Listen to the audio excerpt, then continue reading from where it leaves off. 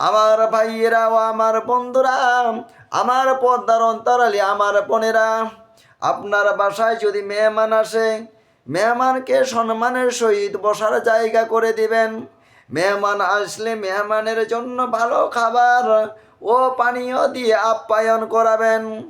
রাসূলুল্লাহ সাল্লাল্লাহু আলাইহি সাল্লাম মেহমান সম্পর্কে বলেছেন, যে ব্যক্তি আল্লাহ এবং আখিরাতের প্রতি বিশ্বাস রাখে সে যেন তার মেহমানকে সম্মান করে।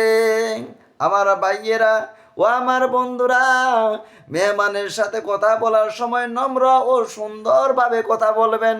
মেহমানের কোনো কষ্ট হয় কিনা সেদিকে খেয়াল রাখবেন। আমার ভাইয়েরা, মেহমান সম্পর্কে আল্লাহ রাসূল কত কঠিনভাবে কথা বলেছেন। যে দুনিয়ার মানুষ শুনে নাও, ও মুমিনরা তোমরা শুনে নাও, তোমার যদি আল্লাহর প্রতি বিশ্বাস থাকে তাহলে অবশ্যই মেহমানের সম্মান করবে। তোমার যদি আখিরাতের প্রতি বিশ্বাস থাকে তাহলে অবশ্যই মেহমানের সম্মান করবে।